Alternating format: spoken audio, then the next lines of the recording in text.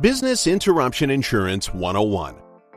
While it is highly likely that you have an insurance policy that will cover your small or medium-sized business in the event of a disaster, chances are you don't have business interruption insurance. The majority of smaller companies tend to overlook interruption policies, believing or at least hoping that regular insurance will be enough to protect them. But in the face of rising natural disasters, you may want to think again. So why do small and medium-sized organizations tend to forego business interruption insurance policies? Chances are it, like so many things, comes down to cost. But can you really afford to ignore the additional protection that interruption insurance offers? Or is it safe to cut corners and hope that your regular business insurance will have you covered in the event of a disaster? While an interruption insurance policy may cost you anywhere from $750 to $10,000 or more, the cost is normally dependent on the size of your business. The fact is that your standard insurance policy will not cover you completely when a catastrophe strikes. Take, for example, the spate of superstorms that have ravaged the United States over the past decade. From Hurricane Katrina to the more recent Sandy, small businesses and enterprises throughout the U.S. have been left devastated after feeling the wrath of Mother Nature. While a best-case scenario may entail losing a few days' sales during a power outage, at the other end of the scale, you could find yourself dealing with a destroyed warehouse, an office that no longer has a roof, or thousands of dollars worth of stock destroyed by flooding. And the reality is that your regular insurance is probably not going to reimburse you for storage or relocation costs if you need to move operations elsewhere, temporarily or otherwise. The majority of policies will only cover the loss of or damage to physical items like stock, equipment, and property. They will usually not cover you for any loss in profit if a disaster means that you need to temporarily cease trading. On the other hand, tightly drawn-up business interruption insurance should cover you in the event you need to move.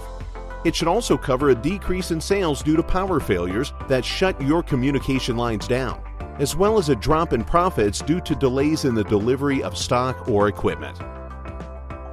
Think the chances of a natural disaster affecting you are still slim despite the scenes of chaos and devastation reported in the media?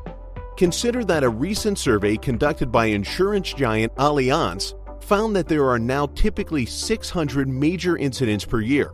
Compare that to the previous 400 per annum, and it doesn't take a mathematician to figure out that disasters are on the rise. So, as a small or medium-sized business owner, what do you need to know before you consider purchasing interruption insurance? If you're thinking of adding interruption coverage to your existing policy, first record your current net income. But watch out, because if your net profit is high, you might be hit by a low per incident limit.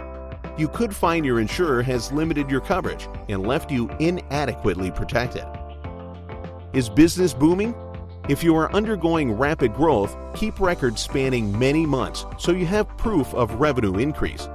Without this, you will not be able to forecast month-on-month profit growth, and your insurer might cap coverage at the rate of the previous year's profit, not at your accelerated one.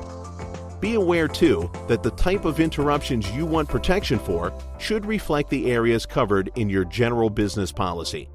If your existing policy doesn't include coverage for fire damage, neither will your interruption insurance. There are many other aspects of an interruption policy to take into account, such as add-ons that protect you in the event of a power outage, something that standard policies normally don't cover, and knock-on effects caused by a disaster at your supplier's end. Once you have taken out interruption insurance, should you have to use it, then the most important aspect for you will be getting reimbursed.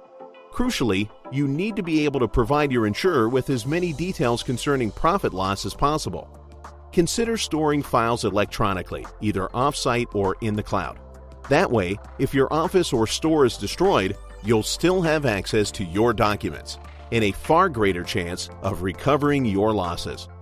If you'd like to learn more about protecting your data, files, and documents, as well as business continuity planning to help you get back up and running should disaster strike, please get in touch with our team at North Star today at 303-747-4024.